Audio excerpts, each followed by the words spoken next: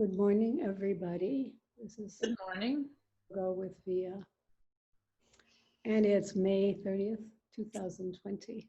Today we're going to do a sideline practice. This is a picture of me on the beach using yoga tune-up therapy balls. I guess I want to take this opportunity to say that a week from now, next Saturday, I'm going to do a class using these yoga balls, therapy balls. So I'd like everyone to have them, or if you aren't going to order them, you could get 2 tennis balls and put them in a sock, and that would work almost as well.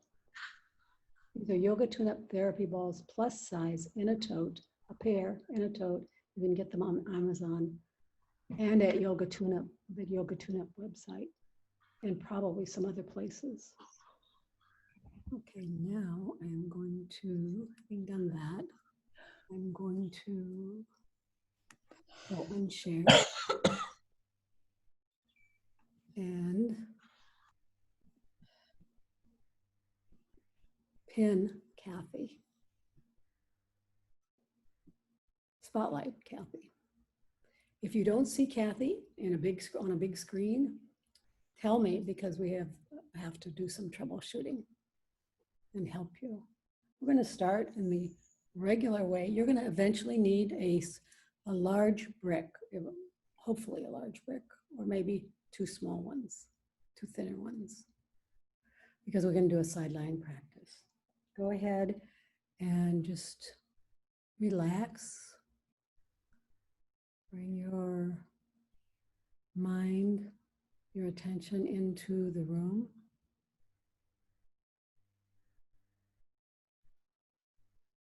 Start to notice your breath.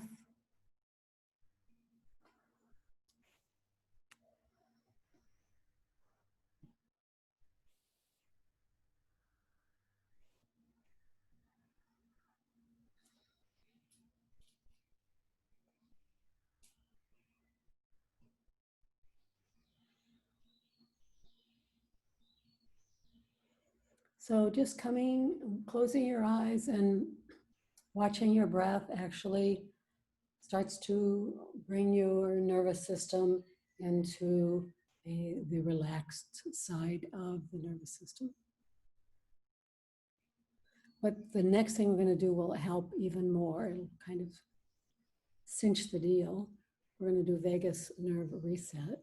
So bring your hands behind your head, interlace them, create a little cradle with your clasped hands. This is just to keep your head stable. If it was really hard for you to have your hands behind your head, you could do it without that. So not moving anything except your eyeballs. Shift your eyeballs to the right.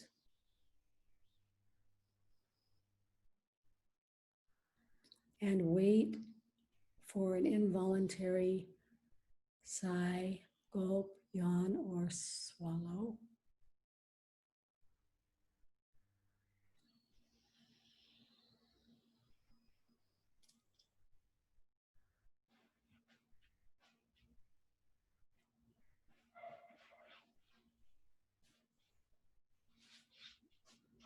And then come back to center, and then shift your eyeballs to the left.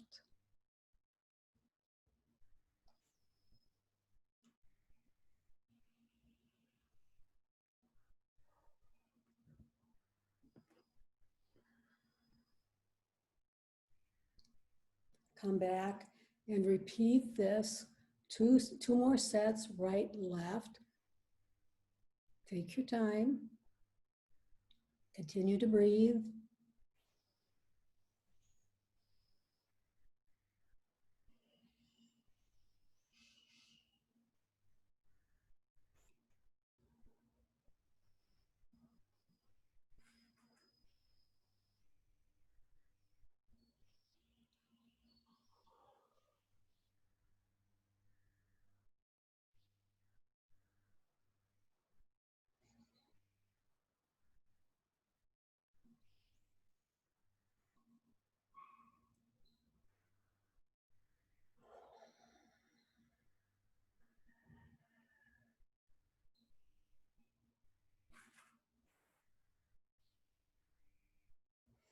Finish up.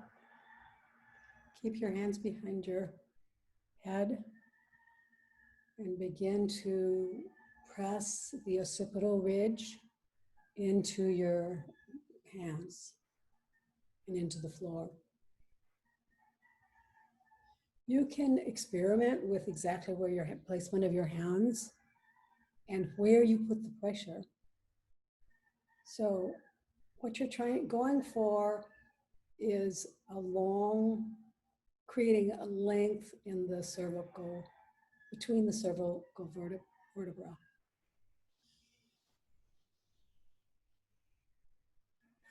And do that about 3 more times.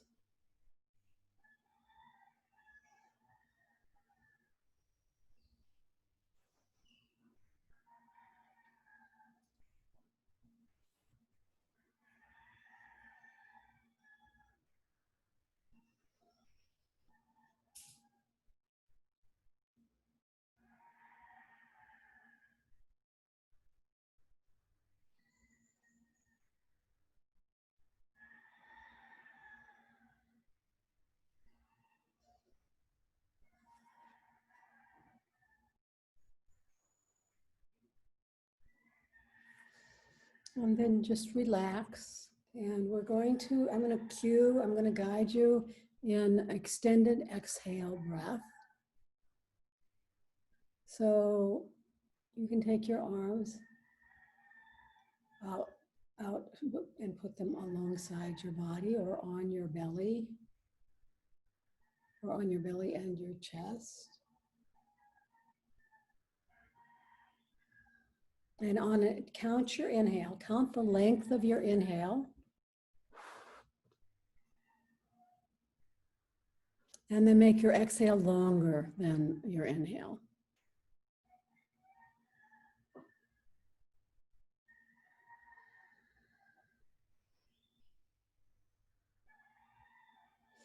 And count your inhale. And then make your exhale longer than your inhale. The goal eventually is to have the exhale twice as long as the inhale. Just repeat this about 4 more times.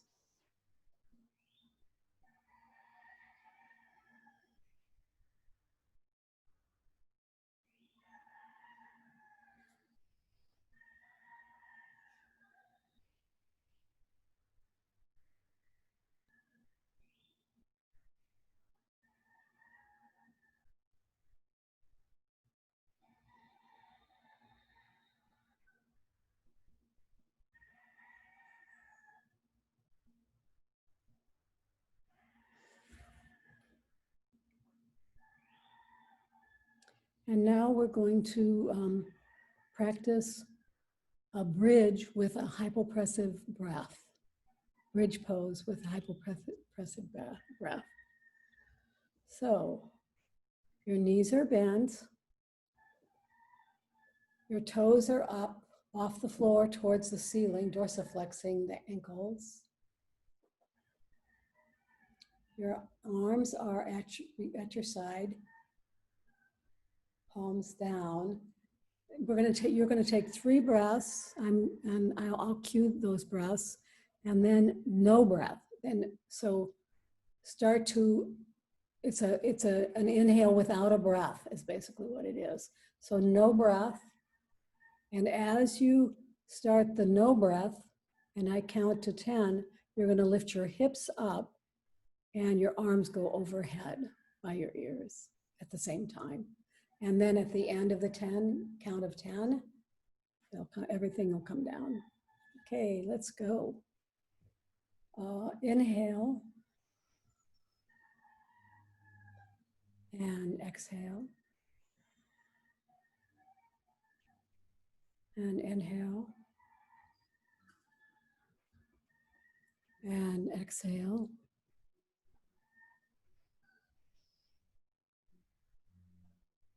Inhale,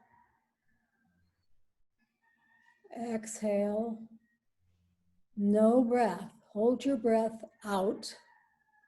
Lift your hips and arms. 1, 2, 3, 4, 5, 6, 7, 8, 9, 10.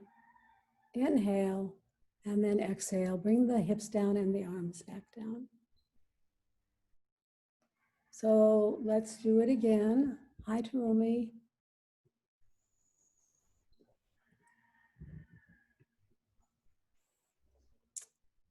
Inhale and exhale. Inhale. Exhale.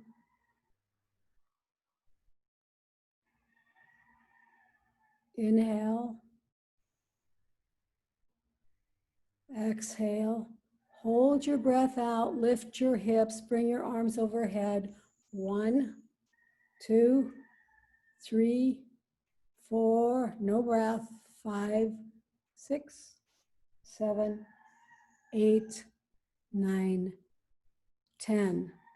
Inhale and then exhale and come on down. If you're doing this in your home practice, you can start to add counts. So instead count to 12 or 15 in your hypopressive. Now we're going to start a side-lying practice. These are 9 moves. We do first all on one side and then all on the other. And you're going to need a thick brick underneath your and Kathy's, yes, Kathy's looking to Kathy's right side. So depending on which end of the yoga mat you're on. So you're lying on your side, your head is resting on a brick. I do want to say, as another promotion of a week from Saturday, a week from today, I'm going to do a yoga therapy ball practice that includes the neck and jaw series where you rest your head on a brick with a ball underneath it. So get your therapy balls. If you're not going to get a therapy ball, you could use 2 tennis balls in a sock. Okay, so you're lying on your side, your shoulders are stacked, your hips are stacked, your knees and ankles are stacked. So if this size brick or this height doesn't allow you room to stack your bottom shoulder underneath your top shoulder, then you can make the brick higher, like Kathy just did. The first thing we're going to do is scapula protraction, retraction. So your arm is parallel to the floor, straight out. And this is a scapular movement. The arm moves because the scapula moves. So the first thing you're going to do is protract or bring the scapula away from the spine. And then there it goes. And then retract and bring it back. So the scapula is retracting and protracting. And do this slowly with awareness and keep breathing. And try not to move the torso. So feel like the movement is all in the scapula. And because the scapula moves away from the spine, the arm goes forward. And because the scapula moves back towards the spine, the arm pulls back. And one of the nice things about side lying is you can do more retraction than you could do if you were lying on your back. So slowly, with awareness, what is happening in the scapula?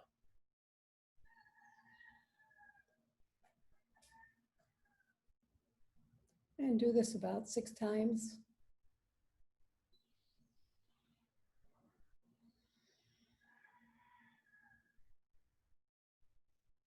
And stop and just rest. So these movements may seem small, but actually, if you do too many of those, you'll start to feel it right away in the shoulders and the scapula. The next movement, we're going to do three triplets. So this is the second of this triplet. The arm comes up toward the ceiling, and then it returns to parallel to the floor. So this is called sunrise, sunset, or I call it much longer, lateral abduction, adduction at the arm bone. But that's the anatomically correct description of what's happening. This is a movement we can lose if we don't practice it like this. Just go ahead and relax your hands, Kathy. So it's not, don't use your hands in this movement. Nice, nicer. Yeah, if you feel like you're just tensing the hand, you can just wiggle it a little bit and then it'll shake out. So this movement is at the arm bone. Think of the head of the arm bone, the little ball that fits into the shoulder socket called the glenohumeral joint. Think of that moving laterally to the outside, and it's abduction and adduction. One more time. And keep your arm up toward the ceiling for the next one. Unless you have to rest. And then if you do have to rest, go ahead and do that and catch up with us. I like to put my hand, my bottom hand, on the front of the arm bone to feel this, because we're going to do internal, external rotation at the arm bone. So this is another one where your wrist and your elbow also moves, but the movement you want to focus on is the movement at the head of the arm bone, at the head of the humerus. And if you put your hand there, you can feel that happening. Internal, external rotation. Slowly, with awareness. This is going to help you centrate. So all of the bones, especially these bones with balls on them, for ball and socket joints, the idea is that for ideal movement, the head is centrated or central in the socket. And often it's not central or not centrated. This will help with that. Be sure that the movement is, you can feel the movement coming from the arm, the head of the arm bone. And then just relax and put your hand on your hip. Just relax it. You can shake it or anything that feels good as a transition. And then we're going to stay on the right side, on this side. I guess, yeah, Kathy's on the right side. You may be on another side. We're going to do the next set of 3. I do this sidelying practice every so often, every 2 or 3 weeks, because I think it's a good one for you to actually memorize, so that if you're lying in bed and you're like wanting to move, you could do this practice. So the next thing you're going to do is snow angels. So Kathy, put your hand on your hip and then do an external rotation. So rotate backwards so the palm is facing the ceiling, and then bring your hand up, up, up by your ear. When you arrive here, change the palm so it's facing forward. It's a slightly different level of external rotation, and bring your arm all the way back down to your hips. Make this a slow movement, a slow, aware movement with breath. So the slower you go, the more likely your brain is to get the message about how to do this movement, or the fact that you even are moving. There's a lot to be said for, running and running fast, but there's no brain connection. There's a very small brain connection that happens there. Slow down, and you will actually improve your performance in anything else you do. If you do a traditional yoga practice or line dancing. All of this practice helps that movement. Creates stability, balance, strength. Do one more.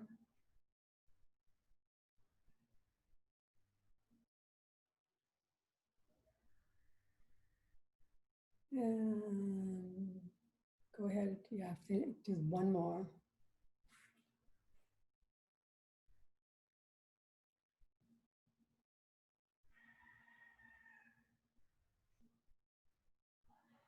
And now we're going to start shoulder circles. So just go ahead and take your straight arm back behind you, up by your ear, forward in front of you, and then back by the hip.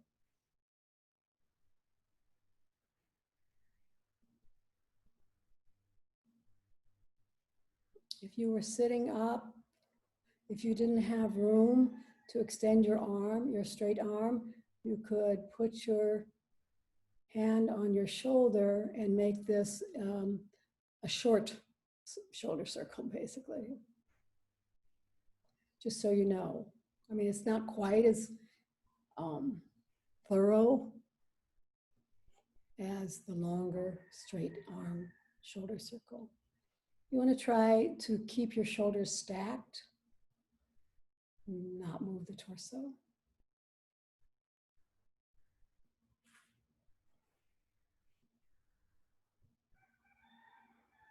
And reverse your circle.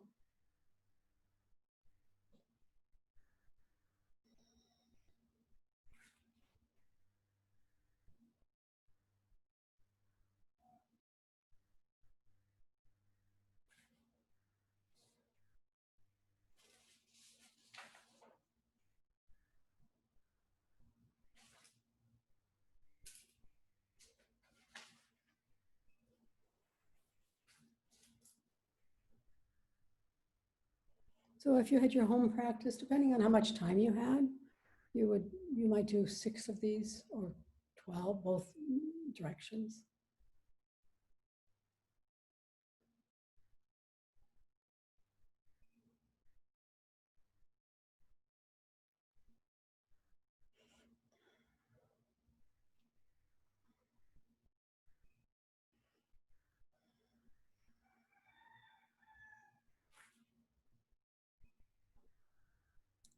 And before we go on, go ahead and finish that up. I'm just going to show you, years ago I used to teach pure yin yoga, and my signature pose was a shoulder stretch like this. So go ahead and bring your top knee forward over your bottom knee onto the floor. Just no, yeah, more like that. So just straighten your bottom leg then. Let's straighten your bottom leg and put your top foot on top of your thigh. On top of the side of your inside of your thigh. On the top of the inside of your thigh.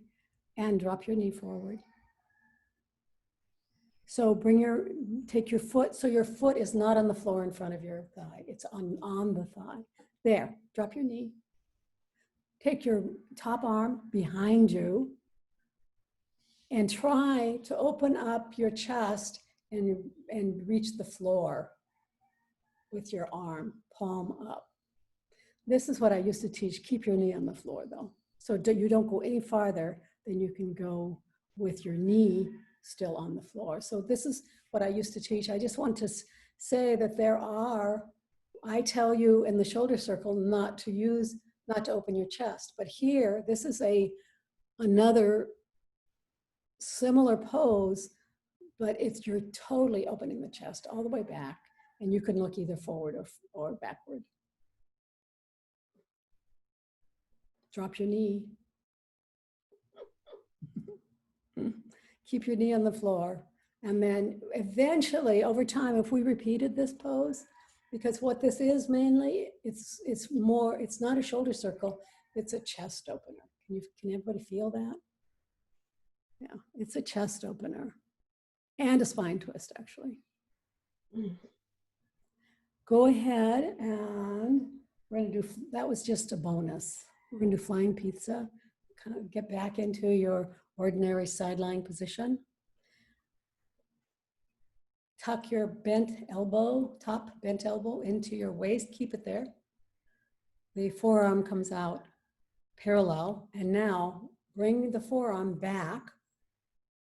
And as you bring it back, you open up the wrist. This is also a wrist exercise. Bring it back, come back to the beginning, the start point. Palm down, and now come up, and the palms face the ear. And just keep doing this. This is strengthens the rotator cuff muscles. So keep your shoulders stacked, your knees stacked, your hips stacked. Up you go. If you don't feel this in the back, check if your shoulders are stacked and if your elbow is tucked into your waist. And some people won't be able to come back as far as Kathy does. So just come back as far as you can while you still stack your shoulders. And that's the end of the 6 shoulder moves. Now we're going to do 3 on the hips. So straighten your legs and lift your top leg with your foot drooped. And up you go and down you come. So try to keep this movement in the hips. If you start to feel it in the crotch, in the muscles, the hip flexors, you've gone too far. You've made it into a hip flexion movement, which is we're going to do next. But this is abducting and adducting. This is the side of the thigh. And a couple more of those.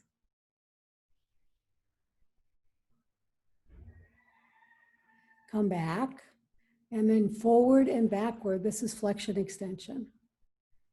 And you can add footwork here if you want by dorsiflexing, toes to nose on the way forward, and plantar flexing, toes behind you, the opposite direction on the way back.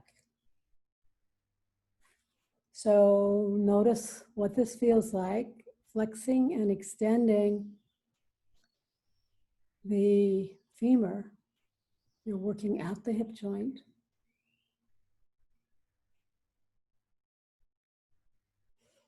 And then finish up and bend your knees again and bring them together.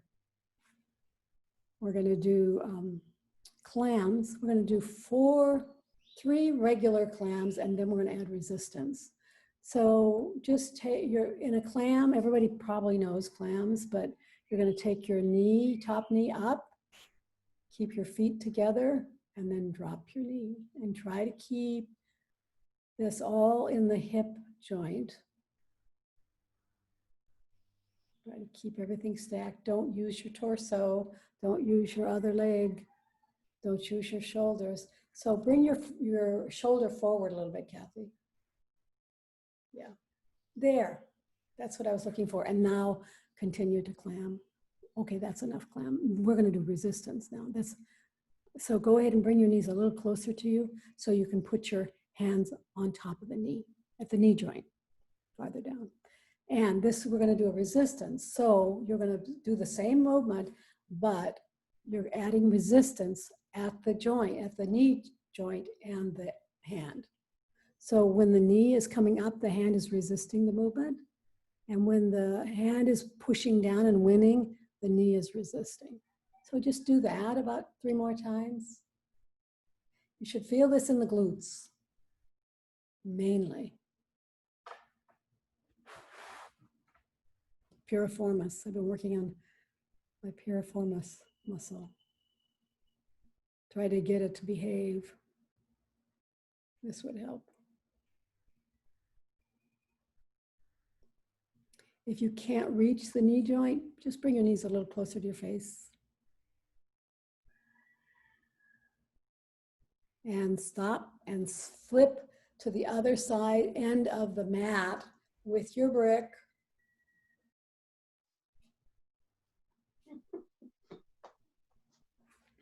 And let's see how much you remember. I'm gonna unmute, try to unmute you and see what happens. Hold on. So everyone can say what's coming next. Does that make sense? Okay, what's first? The clavicle. The scapula. Scapula. Clavicle. The scapula. I thought I unmuted everybody. Anyone can speak up. Scapula protraction, retraction. That's the first part of this practice. So remember, you're stacked, your arms straight out in front of you, and just do this about 4 more times. Making sure that the movement is from the scapula. It's not the arm moving the scapula, it's the scapula moving the arm. This will make a huge difference in your posture, among other things.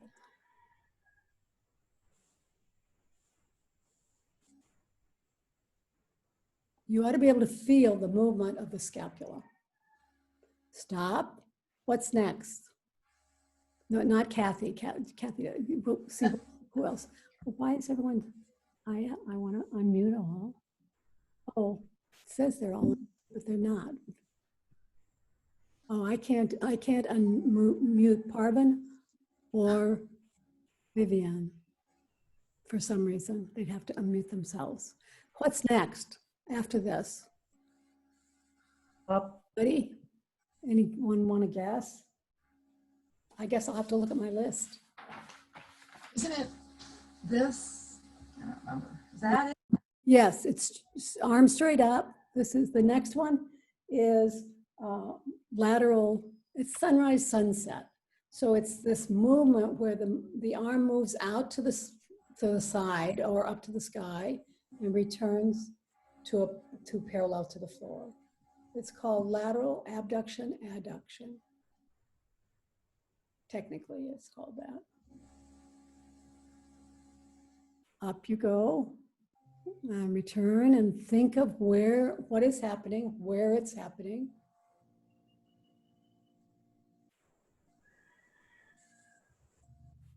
This helps with overhead arm movements, but it also helps centrate the head of the arm bone in the glenohumeral joint.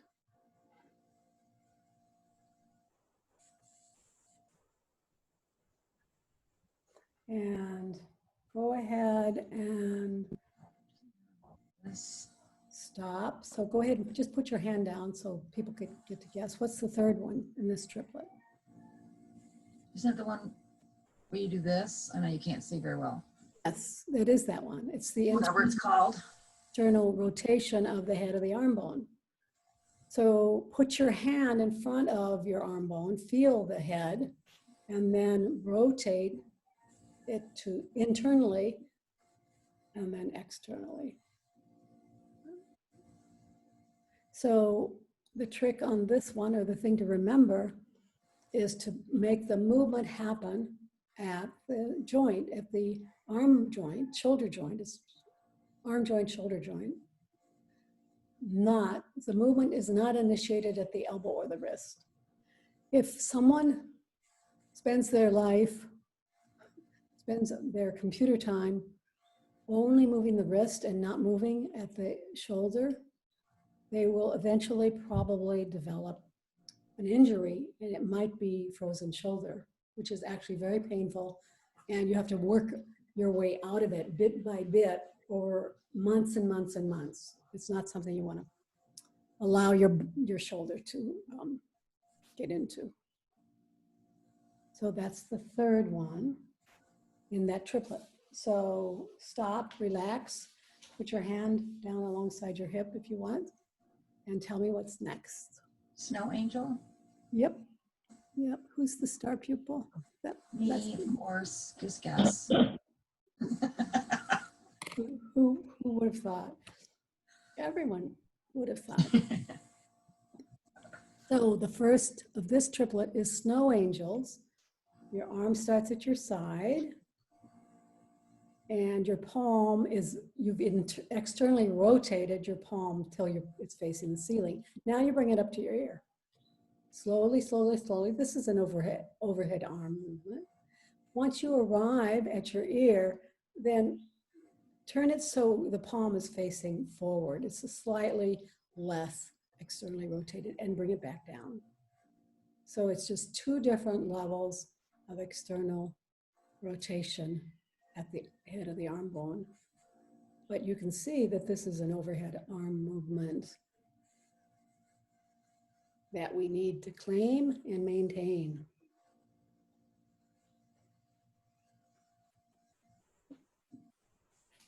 Slowly. And one more.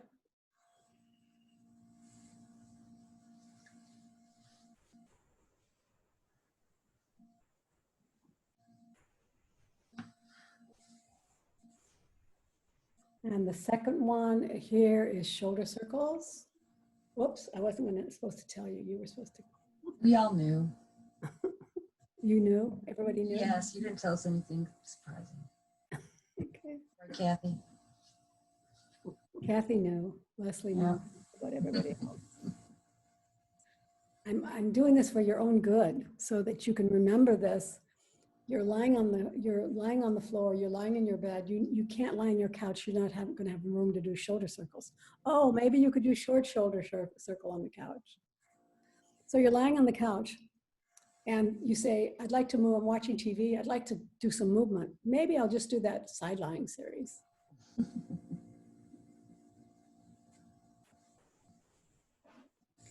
Diana asked me the other day, how long, I'll finish this story after I tell you to reverse. So remember, go ahead and reverse this. She asked me, how long do you exercise every day?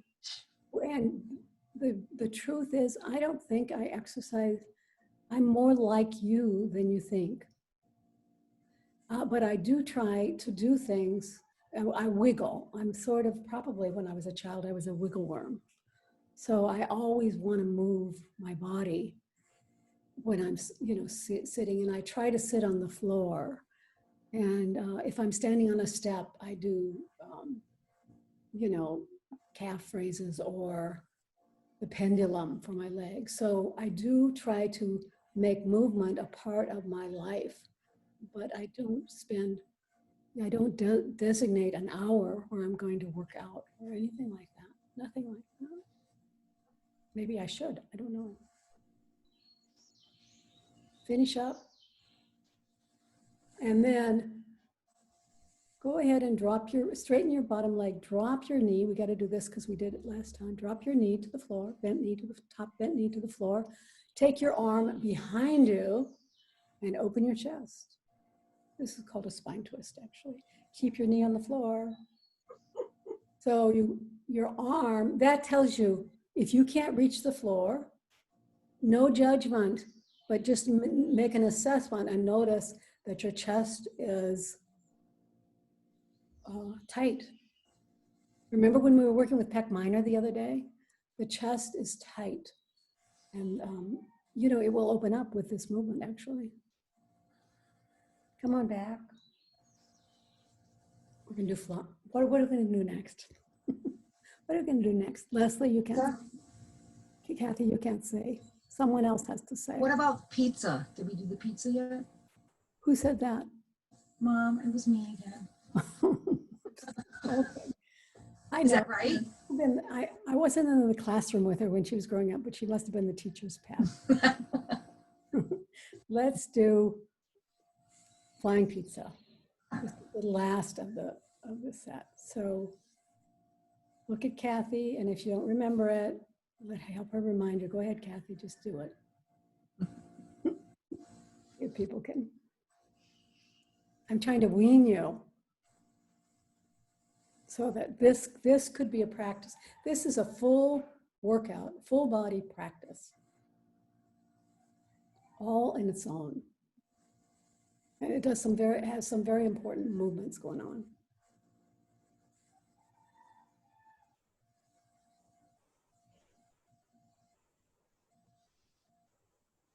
And a couple more.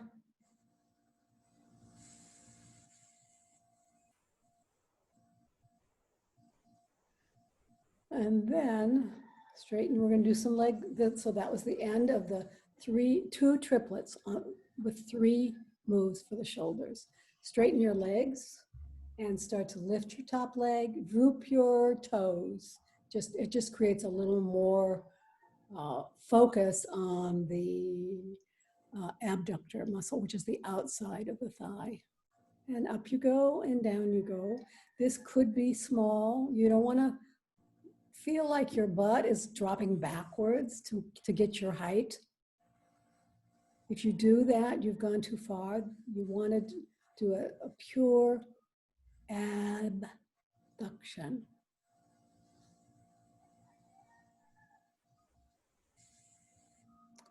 And then what's next? Anybody know? Back. What? Foot forward and back. Neck to Then back. flexion, extension. Yes. Remember that you can add.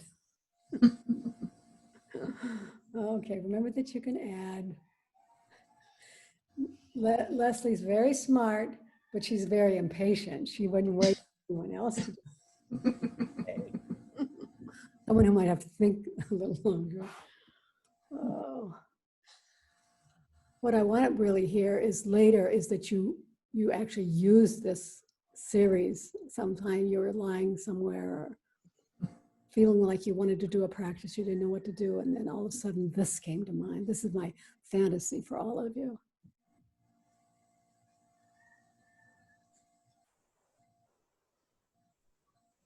And this can only, if you just do like 6 and if nobody's talking like I'm talking, it could take 15 or 20 minutes. Unless you did twice as long, then it would take twice as long. If you did twice as many reps, it would take twice as long. Go ahead and stop, bend your knees, bring them up. We're gonna do clams. So we're gonna, whoops, well, forget it. Clams is the last one. Okay, Leslie knew that.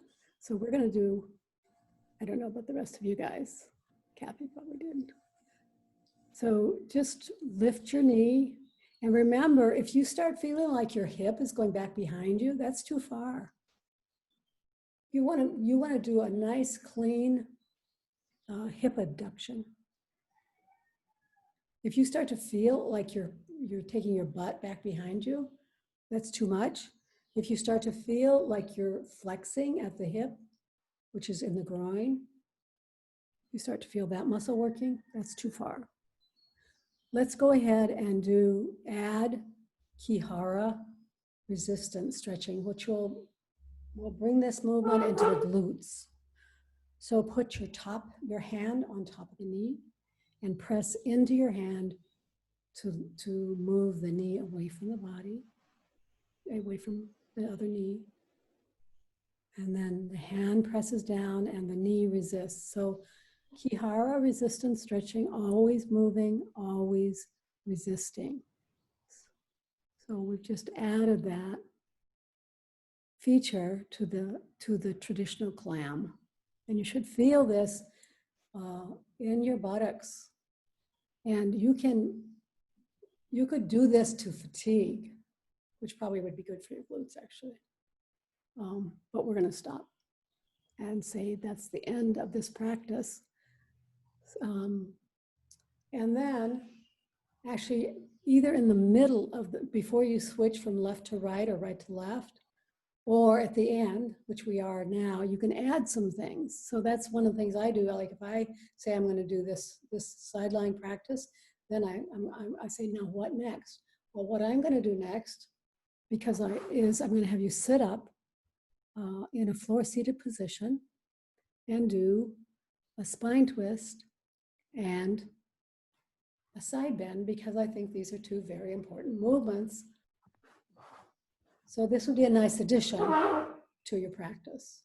So let's first do the small spine twist, a wee twist, and tuck your hands underneath the chin.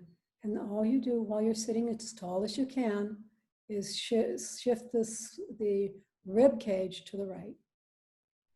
See how far you can go. Notice it because we're going to do it again in a minute after some side bends. Shift to the left. This is the rib cage is moving, twisting, rotating, and so is the spine. So your hands are tucked under your chin so that you're not moving your head or your cervical spine. So the cervical spine moves with the thoracic spine. Side to side. Just do it a couple more times. Slowly, with awareness, feel tall, get tall, stay tall whenever you're spine twisting.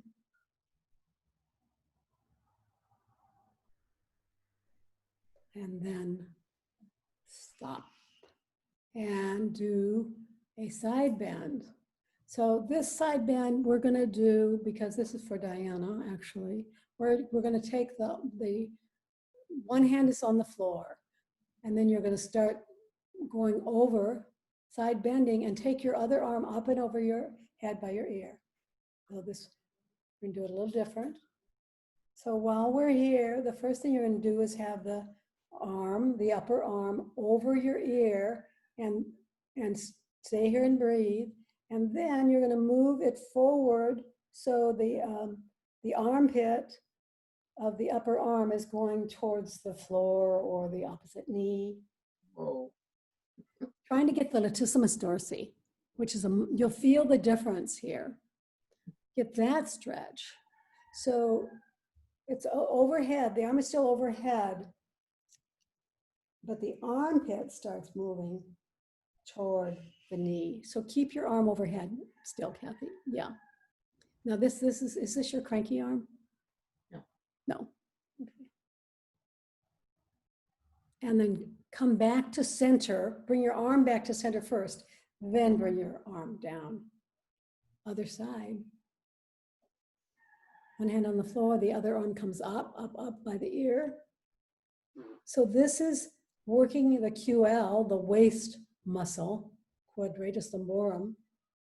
And when you move your armpit forward, it's working latissimus dorsi. You should feel the distinct difference. Breathe, keep breathing. Come on back. Come on up. One more set, please. Up and over. So you're going to do two different stretches, upper arm stretches here. First one is quadratus lumborum. It's at the waist. You should feel it. And now you're going to take your armpit a little forward and feel it along the side body and the back, outside of the back. Come back to center, bring your arm back to center, and then bring your arm down. Let's see if those two side bends did anything. Oh, I didn't have you finish both sides. Go ahead and go beyond my cues and finish up on the other side. I wanted to add this because Diana and I were talking after class, and I was telling her I thought from something she was describing that she needed to stretch her latissimus dorsi. And so I thought I would add this to the class today as a tribute to Diana. Go ahead, but everyone, almost everyone needs that kind of a stretch. Diana says it feels great. It feels great. Good. Yes. And now let's go back to the wee spine twist. So just putting your fingers under your chin, palms together, and then just rotate and see if I can, whoops, I went farther than I expected to go. And maybe maybe it was because of your side bend. So explore that in your home practice. And I can tell you, you can trust me when I say that spine twisting and side bending actually helps you move forward and backward, which is what we mostly do in our lives. It helps with all of that. Come on back. And let's go prone on the floor and do the back extension and the thoracic back stretch. So these are all the things I would add to a side lying practice to make my practice feel more robust. So lying on the floor.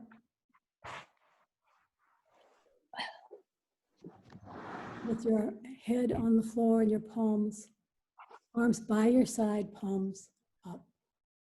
So we're gonna do the basic back extension, then we're gonna add airplane, and then we're gonna add Superman if you're up for it. So if you're not, you can stay at level 1. So levels 1, 2, and 3. So inhale to prepare, and exhale, lift your head, your chest, drop your chin a little, Kathy. And stay here for a breath. And then inhale to prepare and exhale to return. That's level 1. Now we're going to add on, we'll do level 2, level 1 and 2. Take an inhale to prepare, exhale, lift. Lift your chest, lift your back, but don't do this, don't hurt your lower back. If you do, it's gone too far. Inhale to prepare and exhale, arms out in an airplane. Nice. And stay here, breathe, and if you want to, you can lift up a little higher or not. It may be too much for some people. Take an inhale and then exhale and bring your arms down by your side.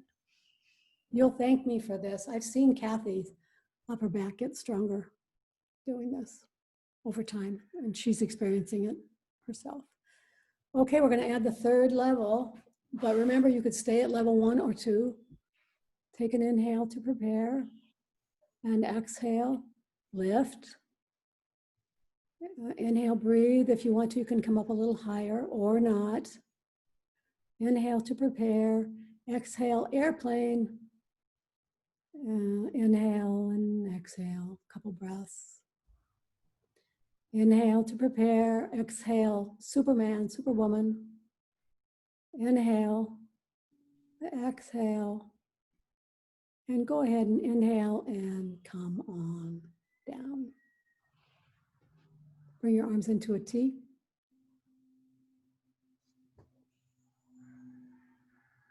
Look to the left. Bring your right leg behind you, up and up behind the other leg. So, oh, I'm sorry, left leg. So whatever direction you're looking, the leg comes up and goes behind the other leg. And if you want, you can bend your knee and see if you can drop your foot to the floor with a bent knee. With a bent knee, Kathy. Oh, really bent, like really bent, 90-degree bent. Well, 45-degree bend. And now see if you can drop it. You may not be able to. This is something to work with. Oh, wow. Yeah, no. Play around with that. Mm. I haven't cued that before. Come on back and switch sides.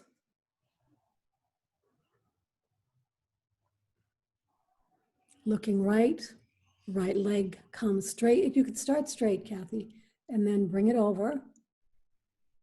And as you come over, if you want to, some of you will be able to bend your knee and drop your hip and your leg behind you as you bend. Some of you won't be able to do that. It'll just be a straight leg move for you.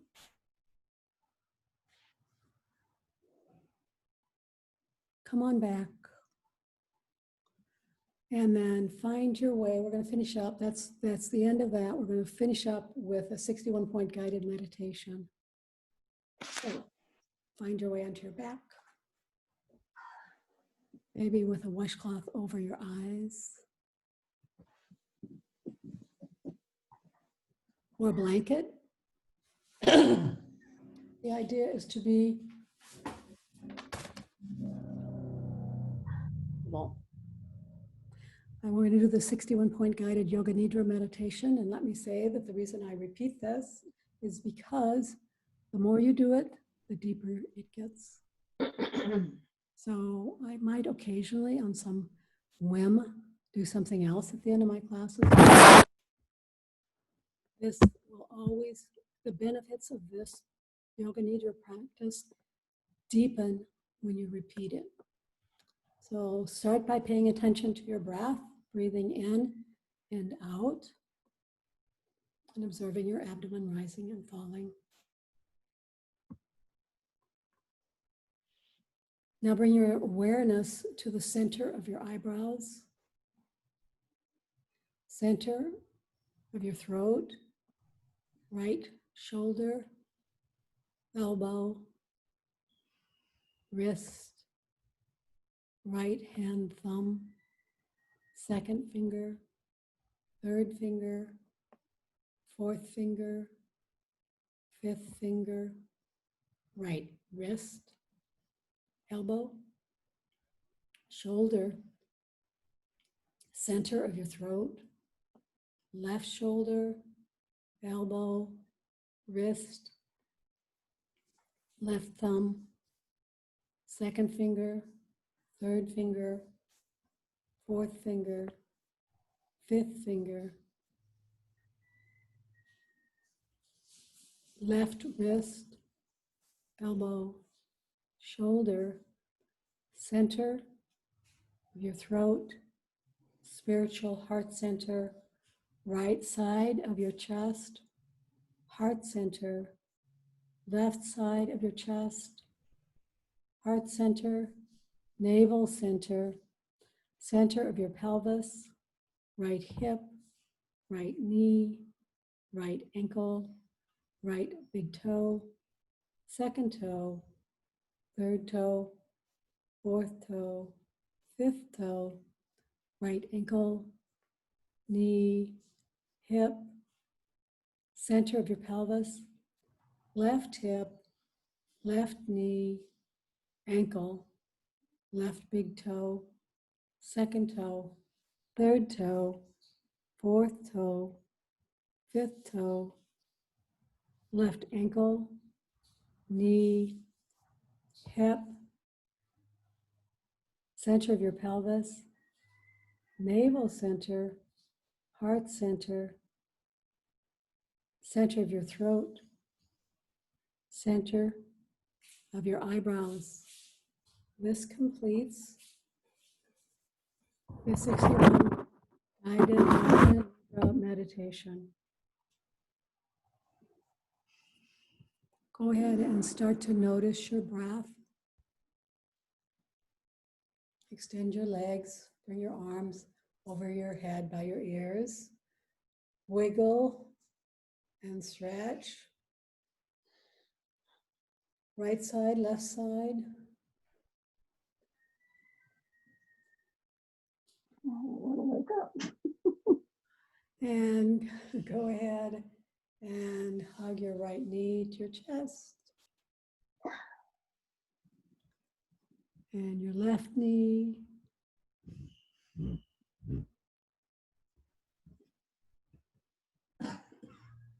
And rock from side to side. And come over towards me. Roll over. Put your bottom arm, using your bottom arm and bent elbow as a pillow. Stay here so that you don't get dizzy when you get up.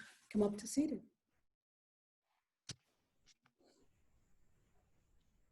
I'm going to take the spotlight off Kathy. I could not unmute Vivian. Okay. If we're lucky, everybody shows up on the screen now. I could not unmute Tarumi either. No, I'm unmuted. no, you're not. Now everybody's unmuted. Good. We Is can it? stay together. Bring your hands to your heart. Together. Bow by nodding the occipital ridge at the base of the skull over the top of the cervical vertebra. And we'll close the class by saying to each other, Namaste. Namaste. Thank you, everybody. Thank you. This is Thank you. Turn the recording off. You can stick around if you want, if you have a question.